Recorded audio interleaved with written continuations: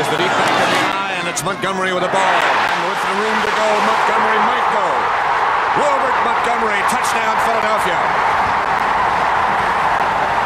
She rode in this one. 20 years ago, the Eagles beat Green Bay at Franklin Field. 1980, the Eagles win the NFC.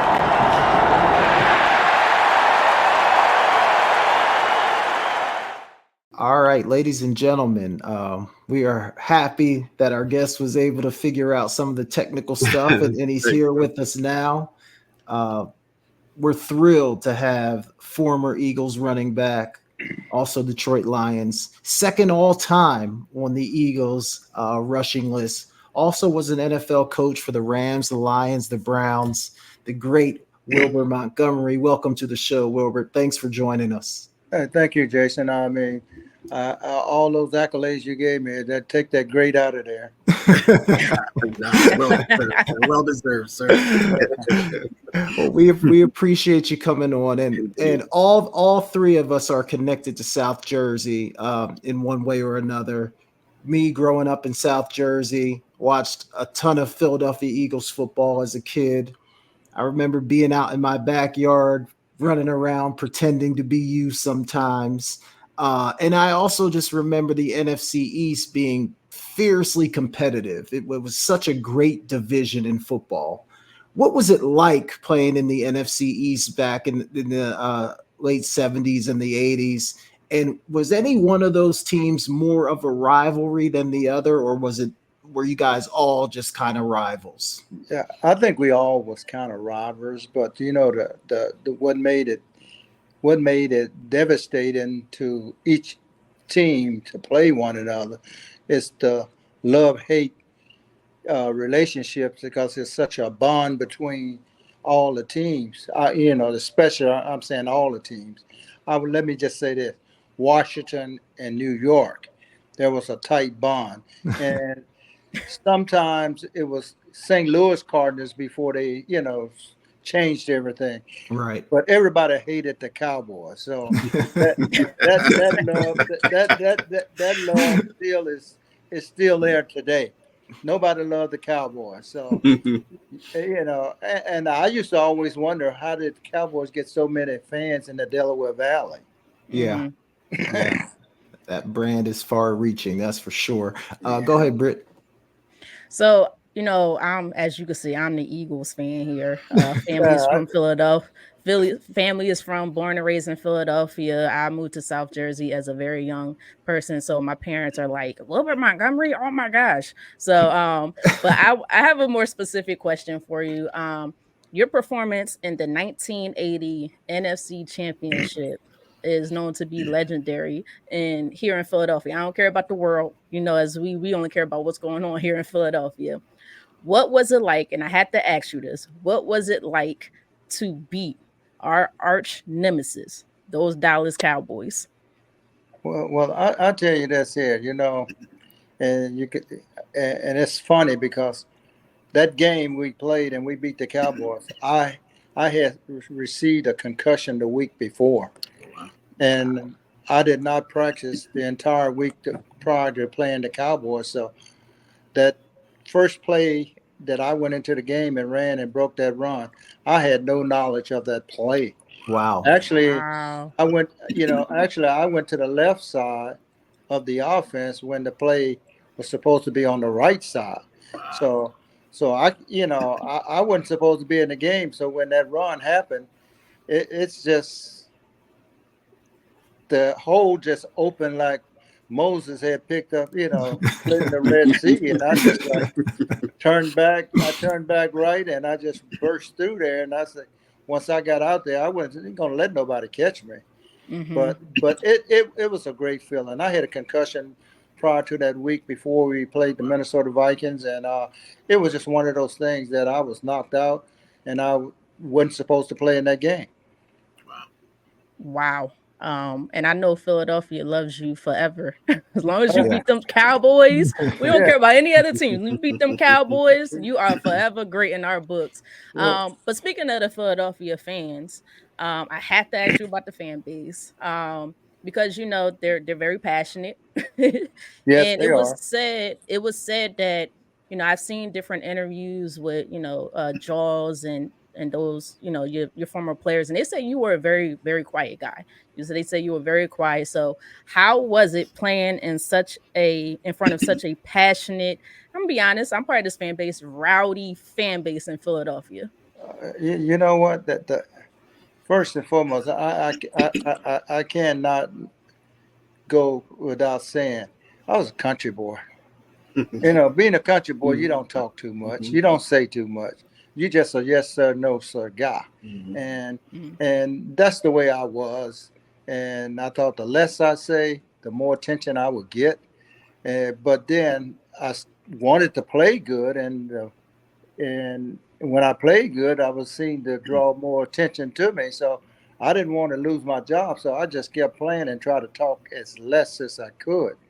But and I forgot what your question was, but I was just one of those guys. The fan base in Mhm. Philly, there's no others like it. And I'm just saying, I got totally like 38 years in the National Football League, coaching and playing and stuff. Mhm.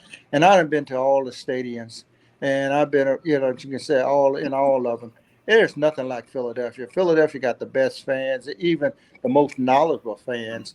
All of them are very knowledgeable, but no one like Philadelphia. They're gonna let you know when crap is going bad. Other Mhm. other places they're allowed to do it, but Yeah. not there in Philadelphia. And I say this here, you got behind you, young lady, you represent Philly all the way to the max. Absolutely. And see, if any one of those teams play bad, they're going to hear about it. They're not going to wait and read about it. They're Mhm. going to hear it right then and there. Yeah. Yeah. Absolutely. Because look, I'm also an alum. I was not a player. I was a Philadelphia Eagles intern. So I guess I do say I'm a Eagles alum Okay. with you, right there with you. But no. So you played under the great coach Dick Vermeil, who was known for his demanding coaching, or his demanding style. Like, he was very demanding. How did his coaching influence your career? Well, I just say this. I don't know the influence coming from Coach influenced me. I would say Coach was a great motivator, Mm-hmm. and being a great motivator because he can do it with just crying. If he saw two cockroaches going across the floor and the one lost, and you step on and smash the other one, he's going to cry because you killed the other one. So, so, Right. so, so it's the thing. He loved his players. He had a passion Mm-hmm. for his team. He had a passion for his players, and that's just not there in Philly. When he went on to coach in St. Louis with the Yeah. Rams, and then he went to Kansas City, that love goes on, and he tried to do everything for his players today as they Mm-hmm. still playing for him. He's a different coach, and the greatest reward that he could have received was getting inducted into the Hall of Fame a year ago. Yeah. That was the height of, I would say that was the highlight of his whole coaching career. But he was a passion guy, and he loves everybody. And if he met you today, and I'm just saying it, he met you today, 10 years from now, he have to see you, we're bumping into you, he's going to call your name. Wow. He will Wow. remember you. Yeah. He's that kind of Wow. guy. That's a great quality. That's a great quality. You mentioned a little bit ago that you've been around football for 38 years. Um, Obviously, you played with some great players, played against a bunch of great players. I know you said take the great out, but you were a great player in your own right. And then, of course, as a coach, you've coached some great players. Is there a common thread? Is there something different that separates good from great? I mean, is it talent? Is it work ethic? Is it intelligence? In all your time in and around football, have you been able to identify something that separates the good player from the great player? You know what? All those things you just mentioned, that's that's embodiment of a great player. And those things that you left out because you don't know what you leave out of a great player, because that's why he's great. The ones that not willing to do the little extra, and that's all it is, the little bit extra. It's no more than studying a little bit, learning what kind of defensive front you're playing against. Again, it's always like, who are we playing against? Who is the coach? What they, what they like to do, what they're looking to take away from you. It's those small things, and those small things makes a tremendous big thing. I say this today, and I tell everybody I run past. Marshall Faulk, hands down, and it was the smartest, brightest running back I ever coached. And I mean, he was like a coach on the field. He hung his head on every word you say, and he corrected and he fixed things when it wasn't right. He was the smartest, and I'm not gonna put the label on this kid because he's a North Jersey kid, but I am gonna label him because we all know about him. Ray Rice was probably the most uncoachable guy. That's the way I'm gonna say it. Uncoachable guy. Wow. And you would tell him things, and he was always that one kid that would do the opposite of what you tell him to. And that goes back to when he hit his fiance. And I would talk to him about that all the time. But he is the one kid that I would say, and I had some great ones: Steven Jackson, Willis McGahee, Ricky Williams, along with Marshall Faulk. I had some great running backs, and it just that he was a good running back. I would say good running back, but off the gridiron, he was a little bit not there. Yeah. Wow. That's interesting, man. You coached some absolute great ones, though. Wow. That's incredible. Football's changed quite a bit since you wore that Philadelphia Eagles uniform. There's been some rule changes, some things that have been taken out of the game. When you sit back and you watch football now, when you look at NFL football, do you like where the game is? Do you kind of long for some of the stuff of the past, or do you feel like a lot of the changes has made the game better? Before I said made the game better or worse, I would say being a running back, you got to be one of the stupidest guys to sign up for that game. So when you sign up as a running back, you asking to get your head taken off on every play. Yes, that's indeed. What I said about running backs. Now, moving on further, I think the game has changed for the better. I'm not going to be one of those guys that said it's just getting worse, because now they're trying to protect the players. But even with all the money that they got in the game, they still not going by it the right way. To protect the players, they taking out a lot of the physical part in the practice. Practice used to be the worst part of the game. I'm sure you young men played high school football and college football. Going to practice was worse than playing in a ball game. Yeah, sure. Because you are tackling all the time in practice. But the game has changed for the better, and the players of today, if you look at them, they bigger, they faster, they stronger, they got more technology to improve all those things to help them to grow, and their bodies has changed tremendously, and I've seen that. But the safety of the game, I think that they can do more. Okay, good stuff. Britt or K-Walk, go ahead. So yeah, go ahead, Britt. Go ahead. I was okay. I was just going to say, so because you did mention technology, and during when the days that you play versus when you coach, things changed a little bit as far as the use of analytics in football has grown significantly. How do you feel about analytics being used in today's game? Is that something that you like, or they can get rid of it? And that was one. When that first came into the National Football League, I had a big problem with the analytics of the game, because until the analytic people that are watching and grading it and changing things, they're not out there on the field. Right. They're not out there on the field, and they don't see what's going on. But yet, the people that is doing that, it's like they can tell. They can go out and they can tell a coach or a general manager things about a player which they got no knowledge of that player. They just looking at tape. I mean, Right. literally, they are looking at film. They're not out there on the field. They're not going through any of the interactions, or they're not, they're not in any physical part of the game. They're not out there doing the running. They just watching videotapes, and then they making. And I'm just saying this because, too, I just had this conversation this past week. I was up in Minnesota for a week. And and I'm talking with the analytical people about the game. They don't understand because they can't tell me nothing about what the play call is.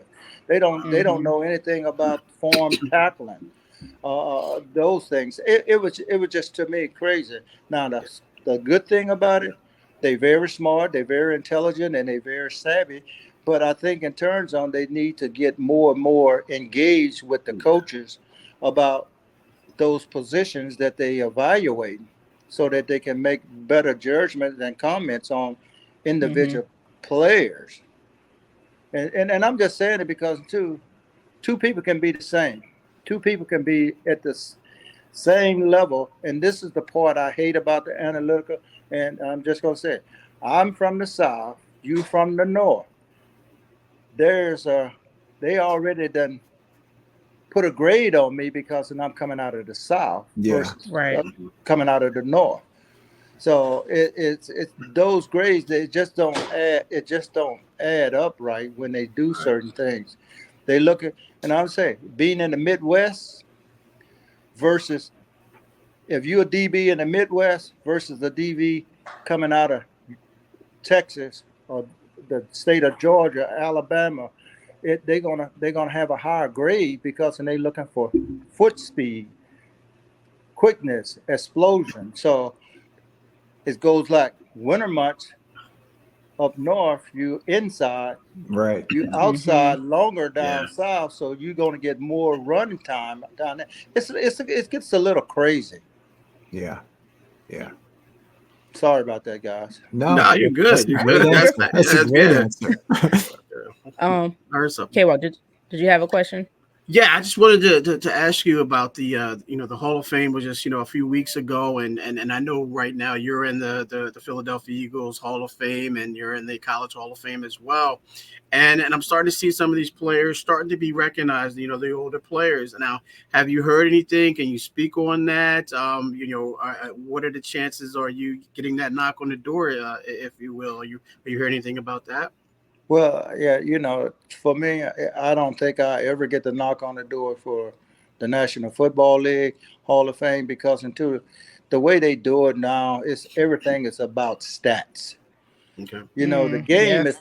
The game has changed on that level. It's about stats. Yeah. That's why you got a big bookie deal, and and I'm not. I couldn't have said this if I was still playing or coaching. You can't talk about. You can't talk about betting at all.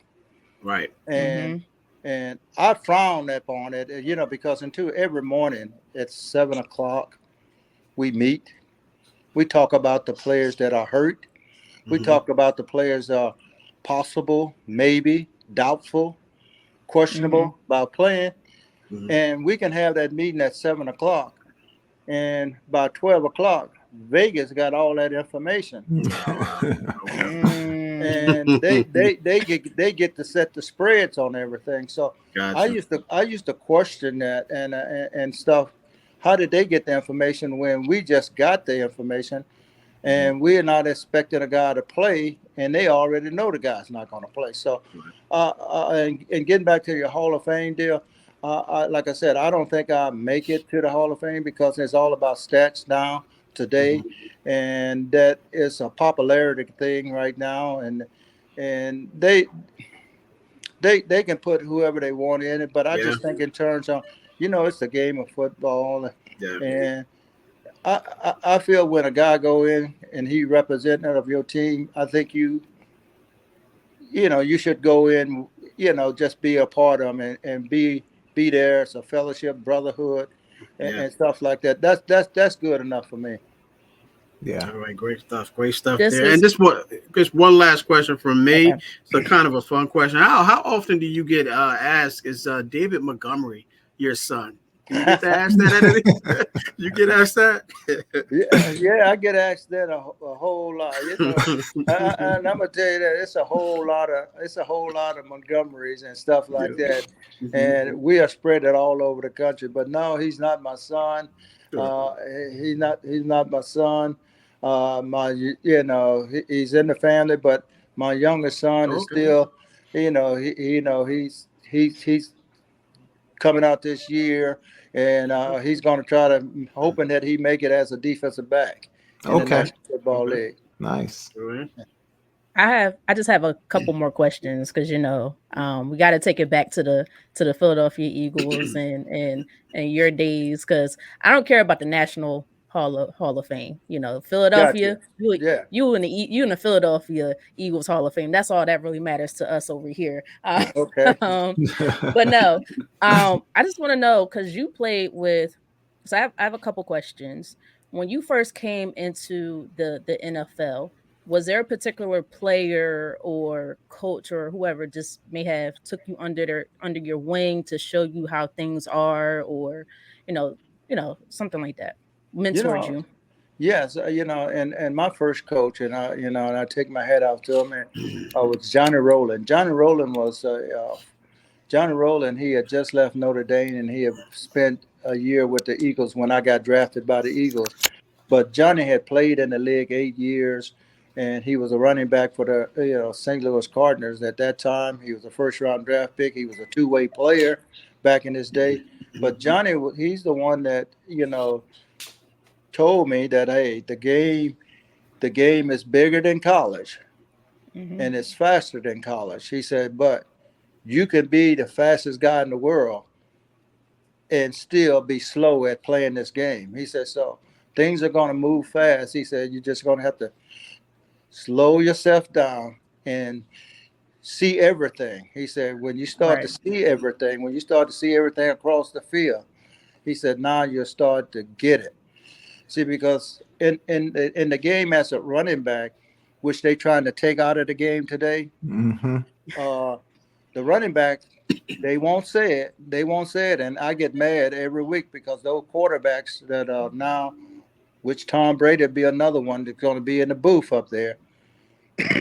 They won't tell you the quarterback knows he knows he's got to be the second most knowledgeable guy out there on that field. See, Hmm. not only that he got all his responsibility he has to do, but he also have to help both of the tackles. He also have to help both of the guards. He have to help the center, and then he still got responsibility to get out of the backfield or run the ball to do what he has to do. But they won't Right. they won't ever say that. But that guy Hmm. is so important to the quarterback and keeping him upright. And there's a reason why he's the last guy on the field when it's a pass.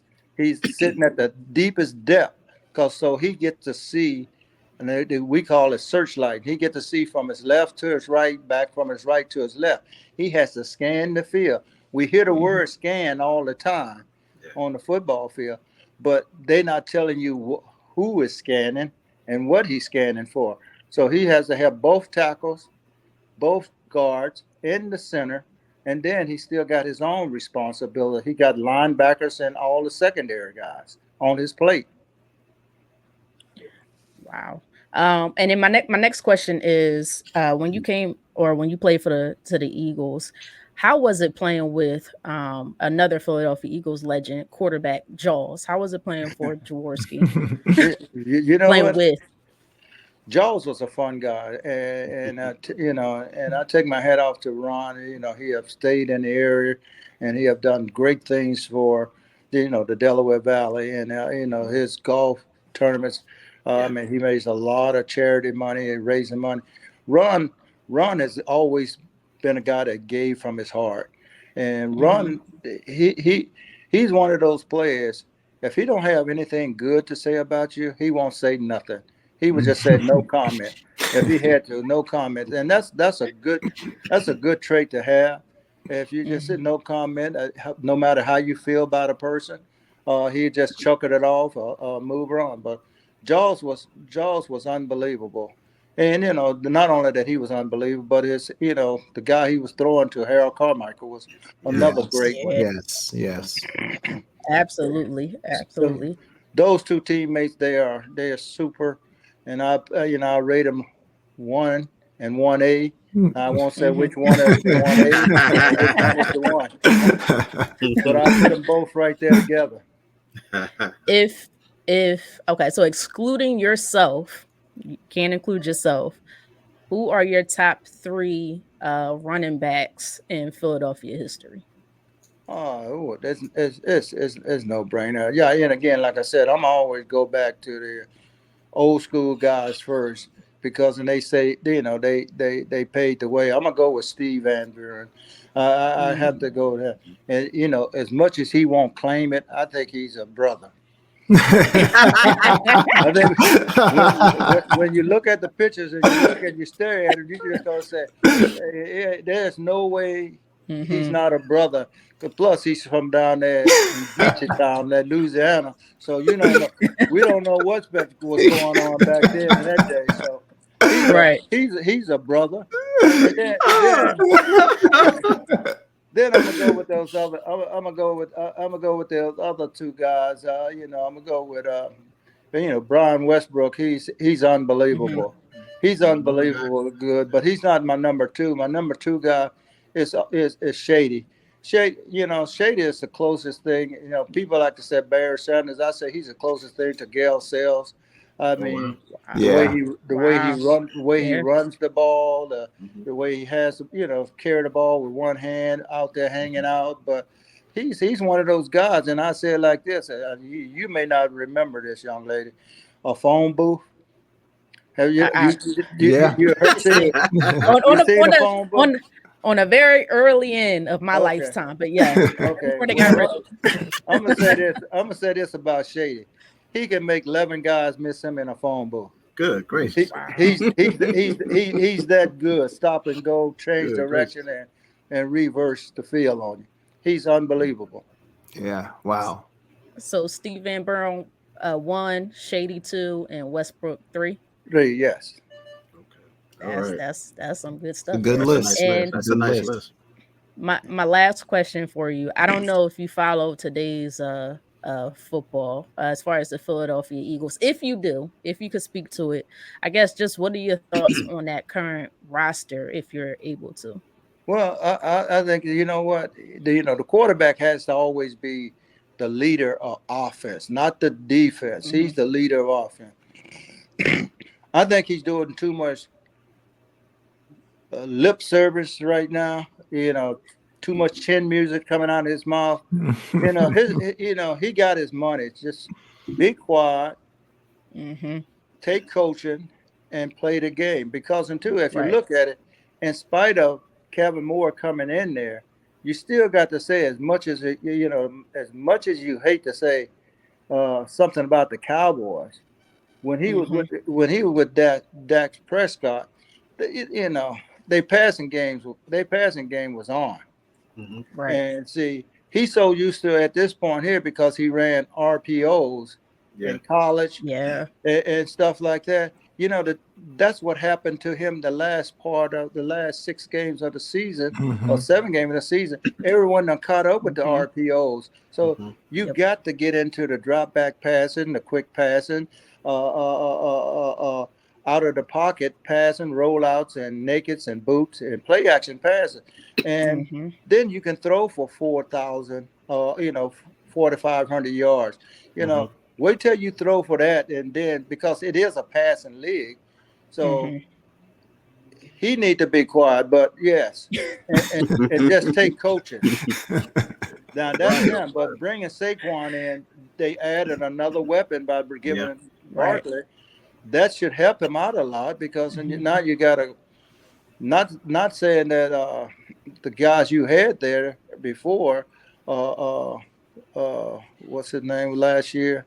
Swift, DeAndre Miles. Swift. Yeah, Andre Swift. Yes. Andre Yeah. Swift did a great job for him, and then Andre Swift did a great job, and then what's his name did a super job for him before he got traded to Carolina, Miles and Sanders. yeah. So you had a running game, but with AJ and Dante, Devon Smith, and then you pick up what's his name from Redskins, man. You got some power there. Yeah. Yeah. Right. And Dallas Goedert, he's one of the premier tight ends in the game. So you should be able to team shouldn't be able to stop you with those kind of weapons right there. Yeah. Hey, Will, I gotta ask you, since you brought up that roster, do you have them ranked? I'm a 49er fan, and do you have them ranked over the 49ers as far as complete roster from quarterback to tight end?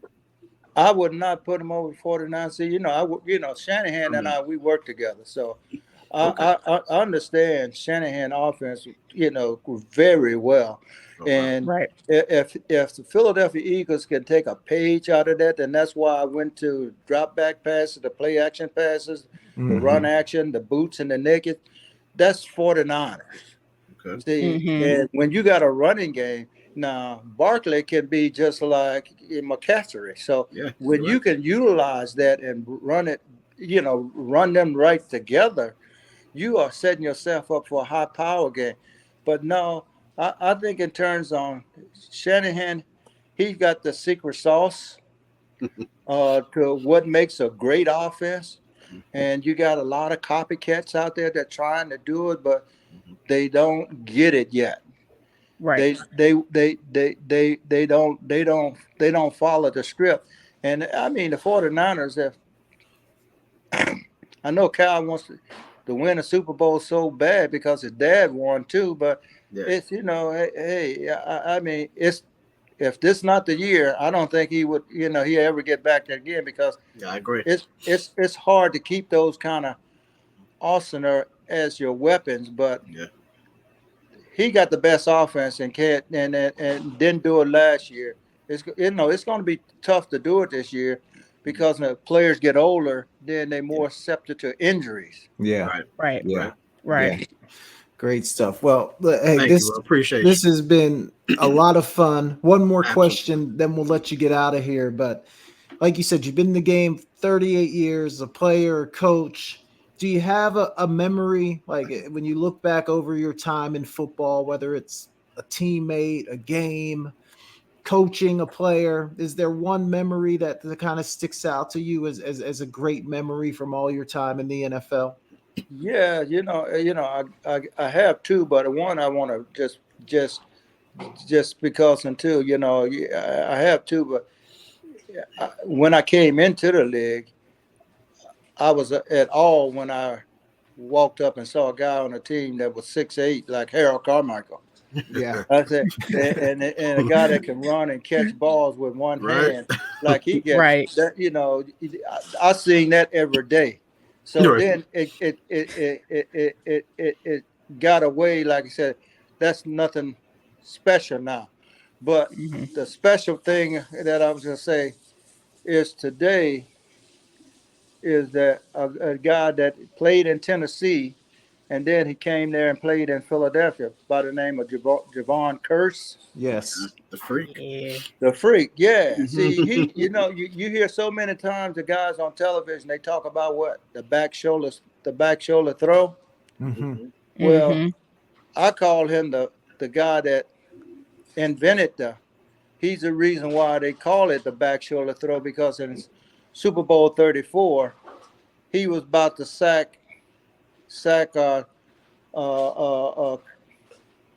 Kurt Warner. Kurt Warner, yeah. He was about to sack Kurt Warner in the game, and it was just a hair of a second. He hit Kurt's arm, and the ball was thrown short to Isaac Bruce. And the next thing you know, Isaac hit the brakes, turned, catches the ball, and then he races to the end zone, like a 60 or 70-yard run for a touchdown.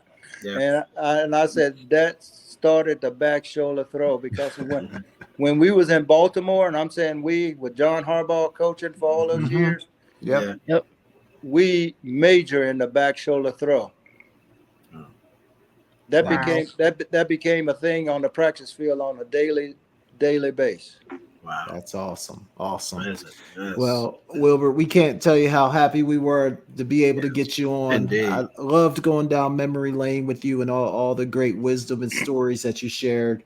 Thank you so much for joining us, and hopefully we can talk Yes, to you thank again you. Appreciate sometime. you. Well, Appreciate you guys are great hosts, man. Good. I appreciate it. Thank you. Tell Duck, thanks for giving me the call. Will do, sir. I'm glad you called this morning, so to remind me. Got you. Okay. It's all good. But you guys All take right. care, and You as well. have a great weekend holiday, man. All right, you as well, too. sir. Stay Thank safe. you. You as well. The All right, great thank Wilbert you. Montgomery, everyone. And he was a great cutback runner. Most of his big runs came from the peripheral vision that he had of the point of attack being blocked and him slashing and cutting back. He was a great slashing type runner. And that's the one thing that Wilbert possessed was the quickness in his feet. The guy could just make people miss him. He would hit the hole very quickly. It was very obvious from the get-go that this guy was something special. The pitch to Montgomery, cut back at the 15, across the 20, cut back 25, 30, he's gone! 40, 45 midfield, 45, 40, Montgomery's gonna go! Montgomery!